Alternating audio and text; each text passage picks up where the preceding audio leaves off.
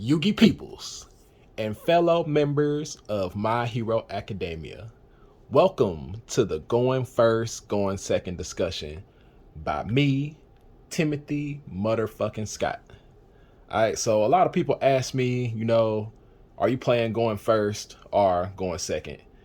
And if you had asked me this before, Bold, I definitely said the heroes were at their best going second because we have so many cards that allow us to just break boards. And, one of those cards being Super Poly was like, our best, one of our best ones. And, honestly, going first with heroes before Bold, we didn't set up like a very good board at all. Like, I mean, if you drew correctly, you could get plasma out there, but most of the time it was what, Dark Law and then maybe Ab Zero, but most of the time it was honestly just Dark Law. And yeah, he could put in a lot of work, but when you start doing that, people just start chalicing him, and then it's like, okay, I didn't do anything. But going second, we have so many cards that allowed us to do extra damage, to special summon so many monsters, to just put so much pressure on our opponent to stop every card that we played that they would run out of stops, and then we still going. And one of those most powerful cards was Super Poly. And honestly, I feel like if you're playing going second heroes and you want to play Super Poly, the meta has to be right for you to Super Poly using both of your opponent's monsters. Because if you're using one of your monsters and their monsters, I don't know, like, to me, it's almost like you're playing Chalice with a discard. That's just kind of the way I feel about it. I could be wrong. I know everybody's got their opinions on it, but I really feel like going second thrives in an environment where you can super poly using both of your opponent's monsters. And right now, with decks like Sword Soul, if they were playing DPE, it would be better because we could do the Gilta Knight guy, with the DPE and Baron.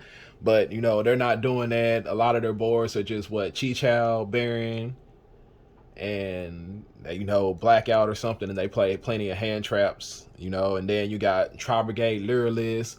Like, they're all winged beasts, most of the time. Sometimes when they were playing Oath, it was probably a little bit better because you could use Super Poly with the Ancient Warrior and like the what is it, the Ancient Warrior and one of the other ones, because they were different types but the same attribute, to bring out your Muddy Mud Dragon. You could do that with the, what is it, the Mist Valley Avian, the negate monster that they were bringing out. But that deck, and then also you have Striker, which Striker, I don't know. Nah, Super Poly is not good against them either most of the time. But like I said, I really feel like Super Poly thrives in an environment where you can use both of your monsters to do it. Because if you're using your monster and their monster, and then you're also having to discard, I don't know. It just always doesn't feel too good to have to do that. But like going second, and then also I feel like if you're playing that deck, you should also play Emergency Call. I kind of cut Emergency Call from my builds, but Solid Soldier is like one of the best cards for, Super Polying, because you can discard that hero, bring it back with Solid Soldier, and you can still, depending on what kind of negate your opponent used, you can still special summon your monster out to the board.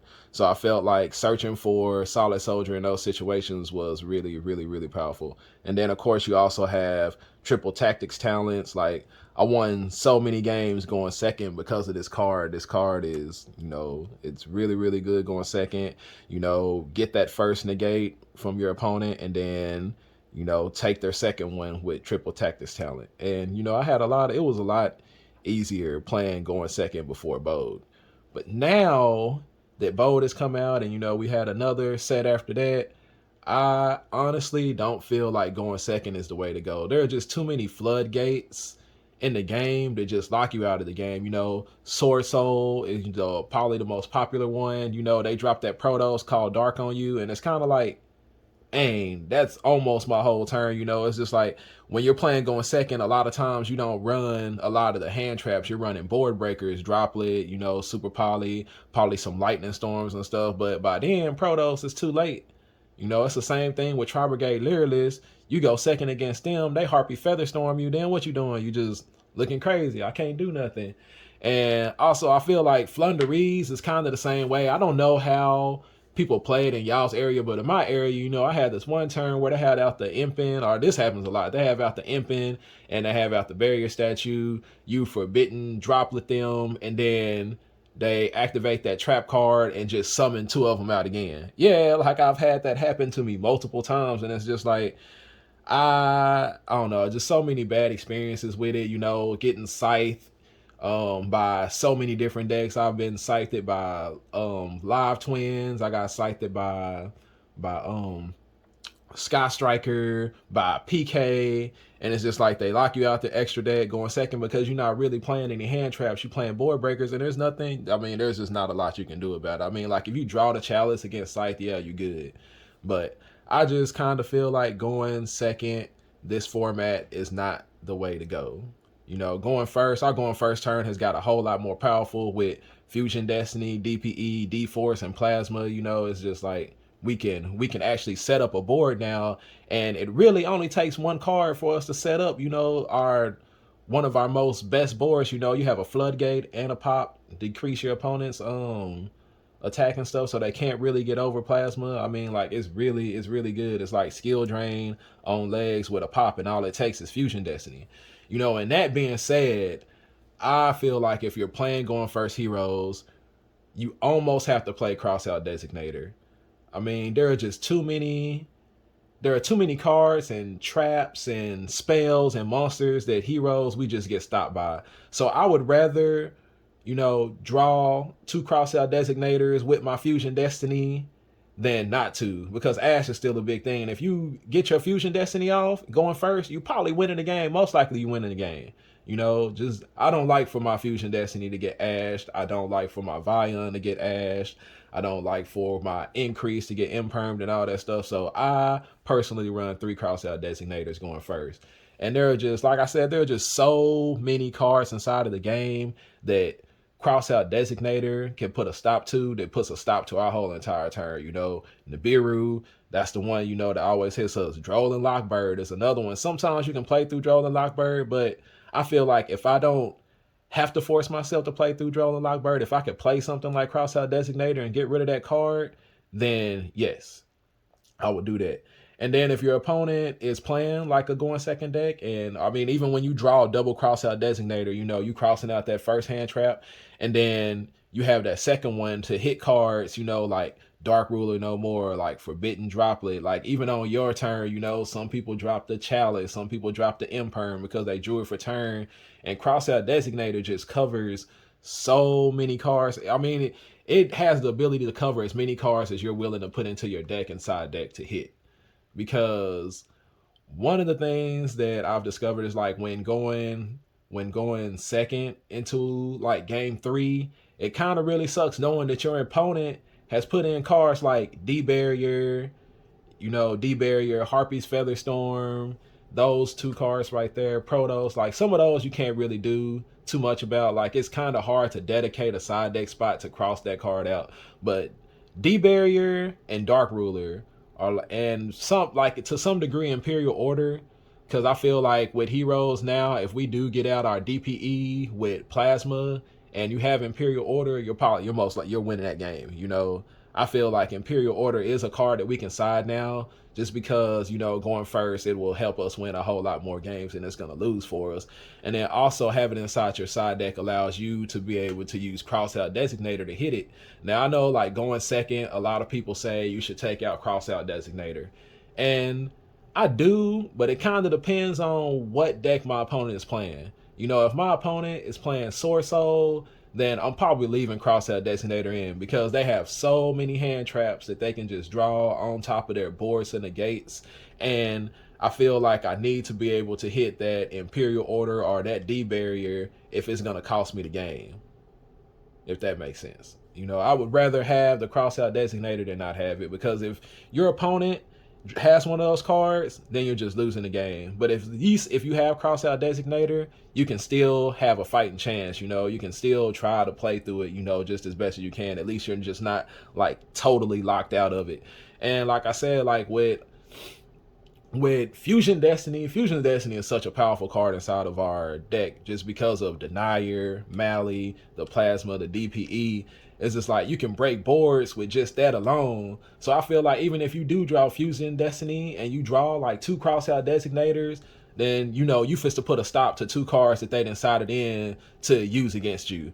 And all you really need is Fusion Destiny, you know. And then so, to a degree, you know, it can be even Vion. Vion is really powerful, you know, going second when you have the crossout designators because, you know, they can put a stop to all that stuff, you know. But going second this format, I just don't think it was a good idea at all. You know, I played a lot of different hero builds, you know, leading up to this point right now while I've been waiting on the forbidden list.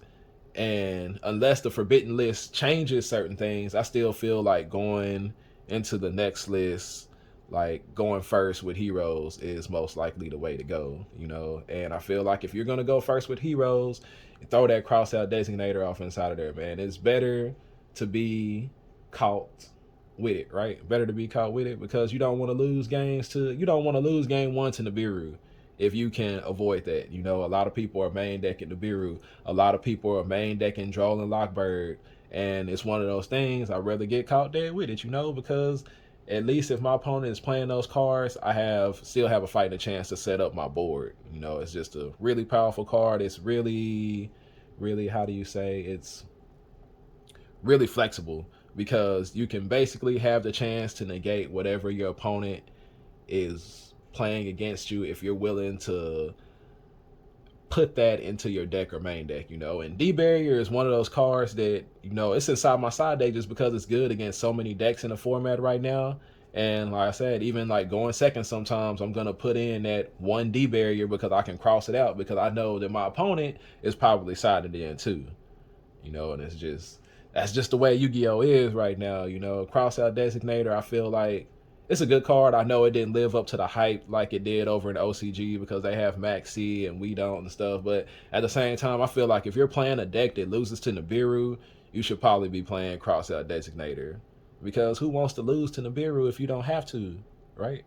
But appreciate y'all for taking the time to listen to, you know, my thoughts on going first, going second with heroes, you know. And for those of y'all who decide to play going first, I hope you get to cross out somebody's IO because you should see the look on their face when you chain cross out designator and hit that IO. It's like, dang. And it's the same way with D Barrier too, especially if they kind of bricked because they drew, you know, D Barrier and didn't draw enough engine, and you just cross out that D barrier that they thought was gonna buy them a turn, and you win the game. Like it's amazing. It's an amazing feeling, you know. So I'm gonna end up dropping this video the same day I recorded. It's a Friday. The vlog gonna get shot tonight, and I will be running the triple D. So yeah, we're gonna run 3 of those. We're gonna test that out because I know I've been telling y'all I've been doing it for a little bit. So, you know, like, subscribe, give me your comments. If you feel like you don't agree with something that I said concerning these cards, you know, let me know because I would like to take those things into consideration when I'm deciding whether to play going first or going second. So, you know, y'all hit me up, let me know, comment, respond. I like criticism, and, you know, it helps me become a better player as well as I'm trying to help y'all become a better player. Appreciate y'all.